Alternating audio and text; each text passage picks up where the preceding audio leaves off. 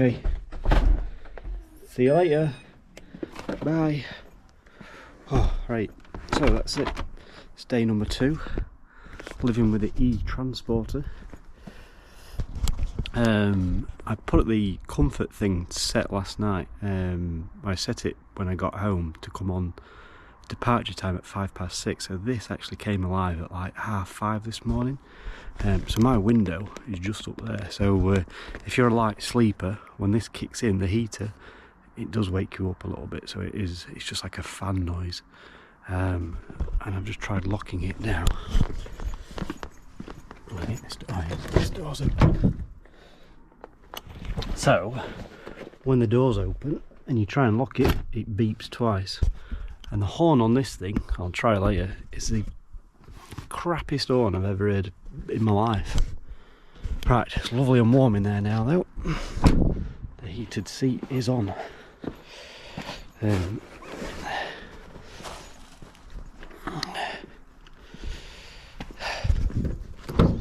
Right, let's have a look.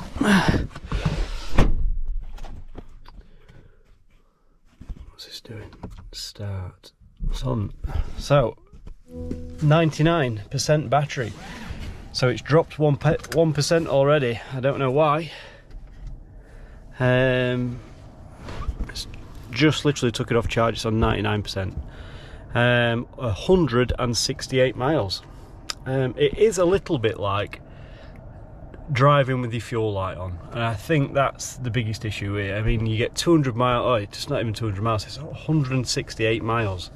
So it is a little bit like that. Is it more or less convenient than going to a fuel station? I'm not sure. I mean, it's literally parked 2 feet away, so I get out, plug it in, no issues. The only issue would be is if you woke up one morning and for some reason it never charged. But you can keep an eye on it. It has got an app that I haven't yet connected, but it's got an app for the charger itself, and there's an app for the actual van, but I've not set that up yet. Right, I'm on my way to work. I'm on my way to Sheffield. We'll get there and I'll talk a little bit more about it.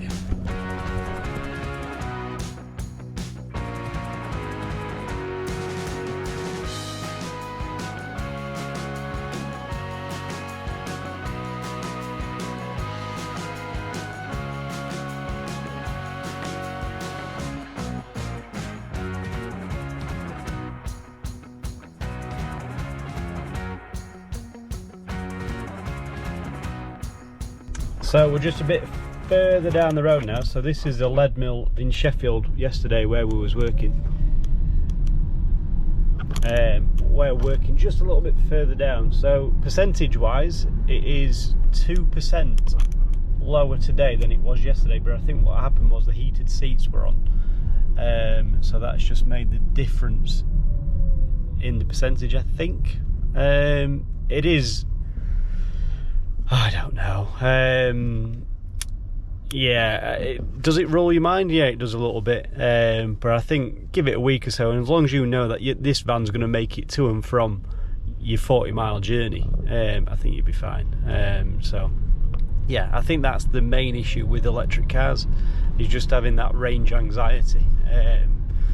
So yes, a few more miles to go, and we'll park up. Right, so we've made it. It's took me 54 minutes to get here. It was 35.9 miles, and then it says 2.5 something. I missed it before it went off. Yeah, absolutely no problems whatsoever. Cannot fault it. I know there's a lot of bad vibes, negative comments and stuff on this kind of stuff, but I always think that the people who do write bad stuff, or the people that do write negative stuff, are the people that have never experienced it, or are scared of different stuff, or scared of change. The kind of people that still think the world is flat, especially on site. You'll turn up on site and you get a lot of, oh bloody hell, did you have to drive with lights off? Oh, chuffing hell, I bet it's like driving a toaster, isn't it?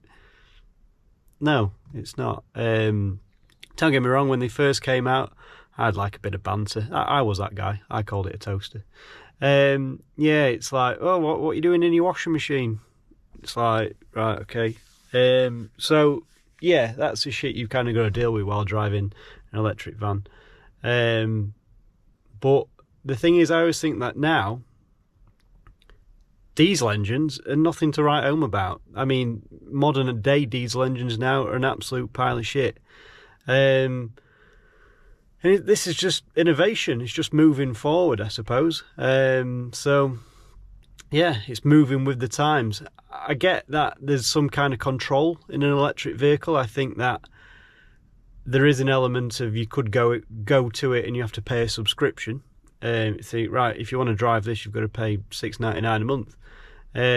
So there is a fear of that. I don't think it'll ever come to that, but you just never know.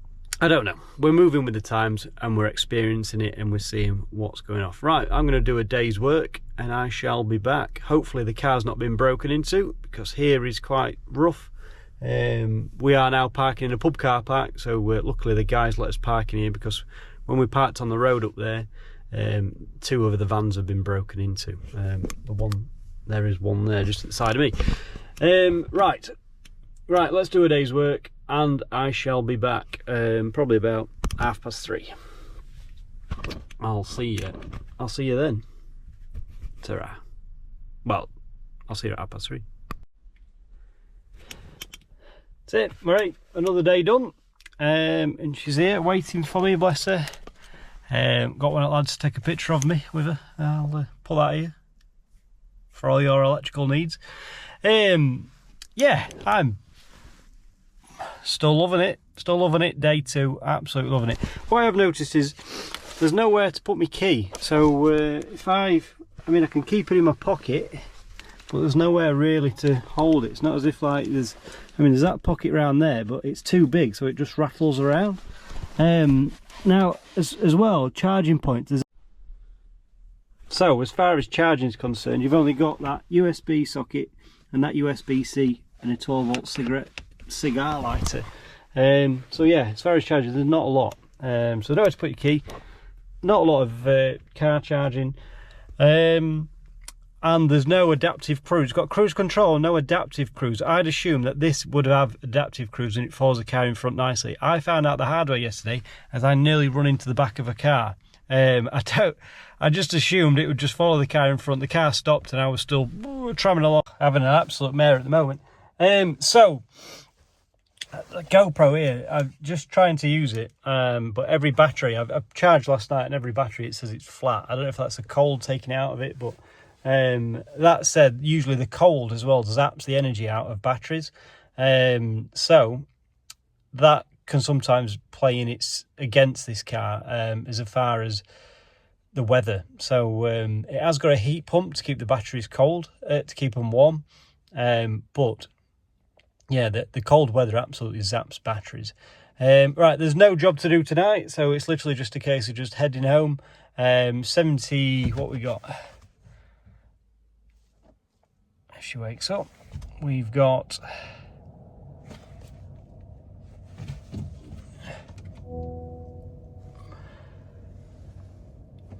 77%, and 100 and something miles. Why is it not telling me? It thinks I'm going home. No. And 118 miles.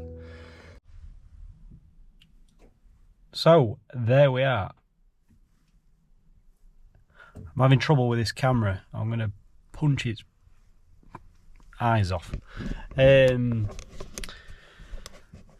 Honestly, absolutely brilliant. I think one thing I noticed was this here is one touch down, one touch up. The passenger side one doesn't do that.